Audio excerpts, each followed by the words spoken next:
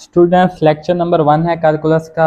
आज से हम कैलकुलस की प्लेलिस्ट शुरू करेंगे। ये लेक्चर वाइज होगी, ठीक है। हर टॉपिक हम इसमें कवर करेंगे कैलकुलस से रिलेटेड, और आप A to Z कैलकुलस के बारे में सब कुछ इजी से जान सकेंगे, ठीक है। बिल्कुल इजी तरीके से मैं आपको समझाऊंगा। तो सबसे पहला टॉपिक है हमारा इनक्वलिटीज़।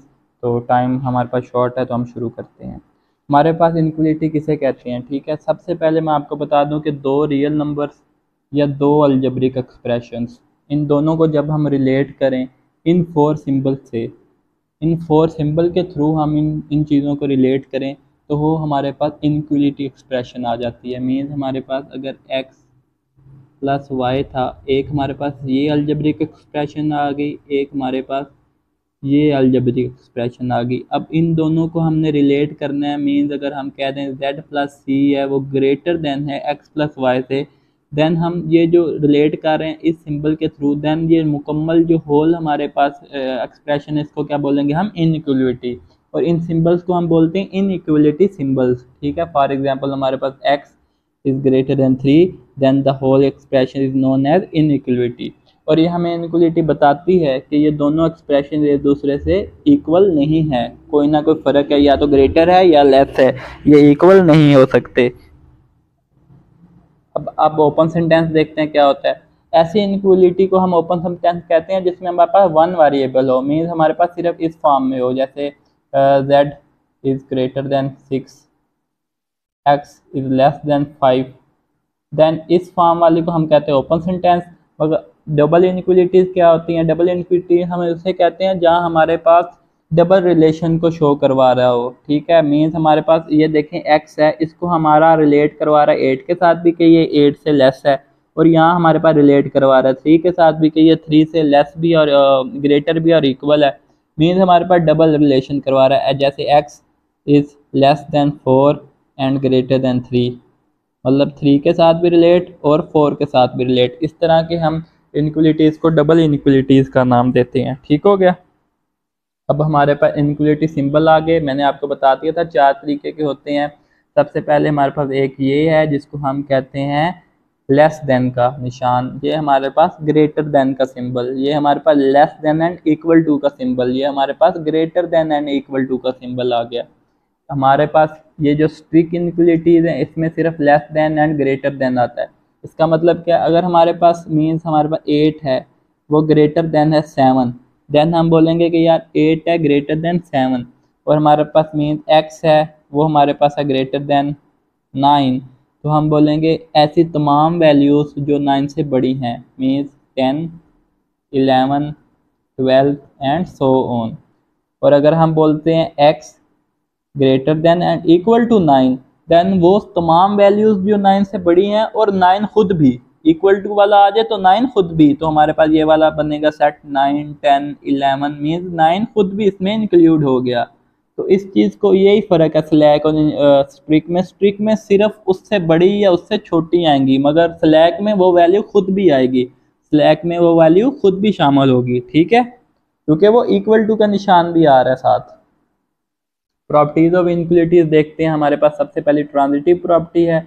ट्रांजिटिव प्रॉपर्टी मैं आपको बता देता हूँ कि अगर हमारे पास ए, बी एंड सी 3 नंबर हैं, तो हमारे पास अगर ए जो है वो ग्रेटर देन बी है और बी ग्रेटर देन सी है, देन ऑटोमेटिकली ये हर माइंड में आएगा कि ये जनरली बात है कि अगर एक चीज़ बी मतलब किसी चीज़ से बड़ी है और वो चीज़ किसी और चीज़ से बड़ी है, देन वो जो पहले वाली चीज़ होगी वो किसी और चीज़ से भी बड़ी होगी। मीन्स हमारे पास 3 है वो ग्रेटर देन है 2 के, और 2 ग्रेटर देन है 1 के, देन 3 जो है वो ग्रेटर देन 1 के ऑटोमेटिकली होगा। इसी तरीके से अगर ए बी से ग्रेटर है, बी सी से ग्रेटर है, तो ए ऑटोमेटिकली ए सी से ग्रेटर ही होगा।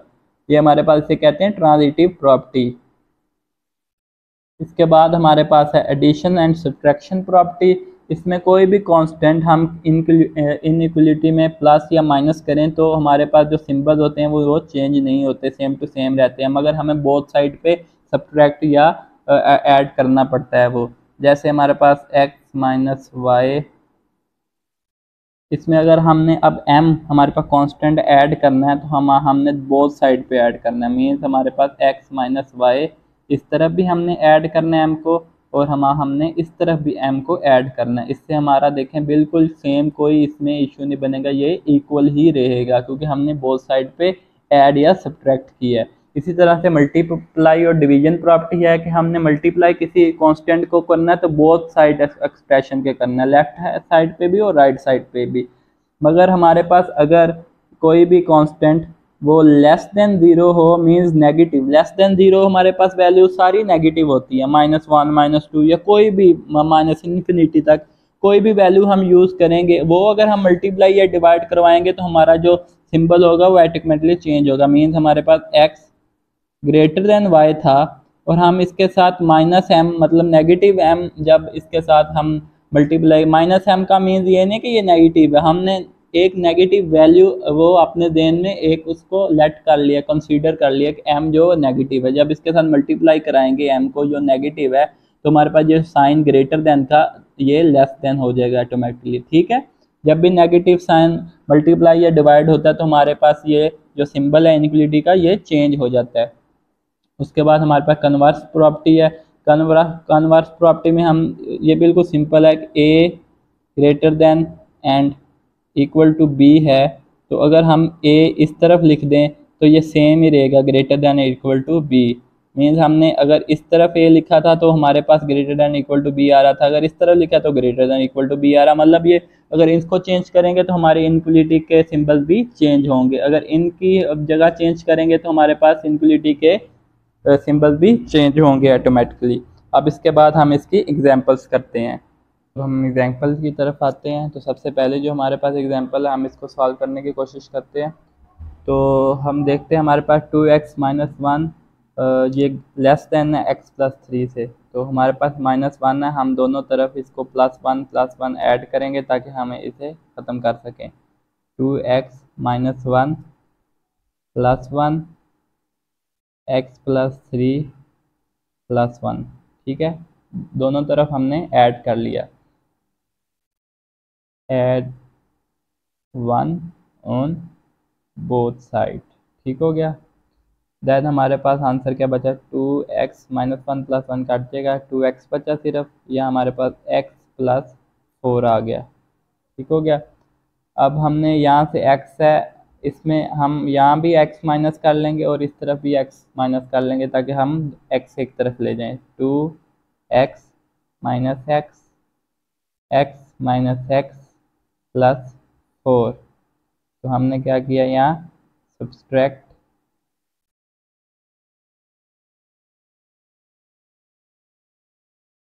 x on both side. ठीक हो गया। हमारे पास क्या आंसर आया यहाँ पे, x 4। ठीक हो गया, ये हमारा आंसर आ गया। इस तरह हम इनइक्वालिटी सॉल्व करते हैं। अब हम इस तरफ आते हैं। हमारे पास यहाँ 3 डिवाइड हो रहा है x के साथ, हम इसको यहाँ इस तरफ बोथ साइड में मल्टीप्लाई कराएंगे। बोथ साइड क्या, multiply 3 on both side. Okay, तो हमारे पास 3 इस तरफ ही आ जाएगा और 2x + 1 3 इनके साथ भी मल्टीप्लाई हो जाएगा। ठीक है, ये वाला 3 इससे कट जाएगा, यहाँ हमारे पास -x बच जाएगा और इस तरफ मल्टीप्लाई होगा तो ये 6x + 3 आ जाएगा। ठीक है, अब हमारा ये -x जो है, हम यहाँ -x है तो हम +x करके ये इस तरफ ख़त्म कर सकते हैं, इसको 0 लेके आ सकते हैं। तो हम ऐसे करेंगे, हम बोथ साइड पे x प्लस करेंगे, add x on both side. ठीक है, ये वाला x -x + x 6x + 3 + x, both side पे हमने x प्लस करा दिया, ये यहाँ 0 आ जाएगा तो हमारे पास आएगा 0 7x और प्लस का 3। ठीक है, 7x प्लस का 3, ये वाला हमने यहाँ +3 इस तरफ लेके आने के लिए हम यहाँ भी एक बार करेंगे माइनस और हम बोथ साइड पे -3 करेंगे, सब्ट्रैक्ट -3 ऑन बोथ साइड। ये हमारे पास -3 7x +3 -3, ये इससे कट जाएगा, हमारा आंसर क्या आ जाएगा -3 7x। अब ये जो कोफिशिएंट है इसको हम हमने x की वैल्यू मालूम करनी है, तो हमारे पास 7x की वैल्यू आ रही है, तो हमने ये कोफिशिएंट ख़त्म करना है। तो अब इसके लिए क्या करेंगे, x को हम डिवाइड करेंगे बोथ साइड पे, ताकि हम x के s काट सकें। ठीक है, 7 को हम डिवाइड करेंगे, तो अब देखते हैं -3/7, 7x/7, ये 7 कट गया और हमारा लास्ट में आंसर क्या आ गया, हमारा लास्ट में आंसर आया -3/7x। ये हमारा आंसर आ गया। ठीक हो गया, हमने वैल्यू ऑफ x निकालनी है। यहाँ भी हमने वैल्यू ऑफ x निकाली और यहाँ भी हमने वैल्यू ऑफ x निकाली। अब आप लोगों के माइंड में क्वेश्चन आ रहा होगा कि यार ये जो हमारे पास 3 था, हम यहाँ इसको सिंपली इस तरफ लेके मल्टीप्लाई कर लेते, हमने ये क्यों किया। बेसिकली देखें, अगर आप ये चीज़ें तो रकमें छोटी हैं, वैल्यूज़ छोटी हैं, आप आराम से कर लेंगे। जब बड़ी वैल्यूज़ आएंगी तो फिर इशू बनेगा, इसलिए आप बिल्कुल जैसे लॉ के रूल्स के मुताबिक चला करें। ये भी सिंपली ऐसे नहीं होता कि 3 हम वो दूसरी साइड पे मल्टीप्लाई करते हैं, ऐसे होता है, ऐसे है कि हम यहाँ भी इसको मल्टीप्लाई करवाते हैं 3 के साथ, यहाँ भी बोथ साइड पे 3 मल्टीप्लाई कराते हैं, इस तरह से हमारा 3 जो है इस तरफ जाता है। ठीक है, तो आपने ये माइंड में रखना है।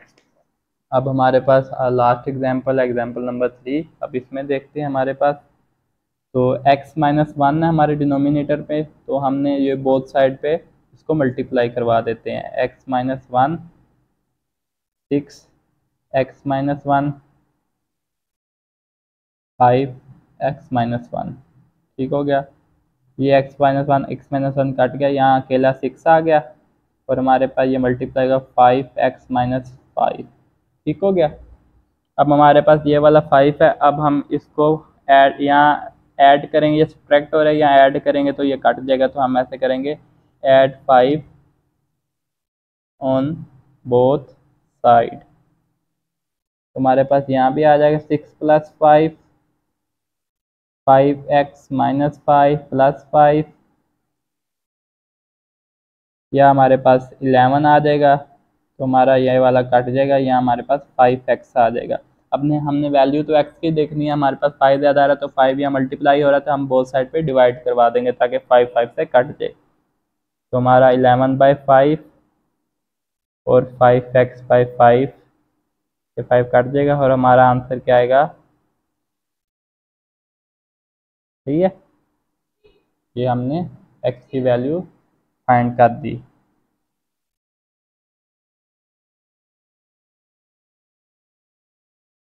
ओके, ये ऐसे हम इनक्वलिटी फाइंड करते हैं। उम्मीद है आपको समझ लग गई होगी क्वेश्चंस की।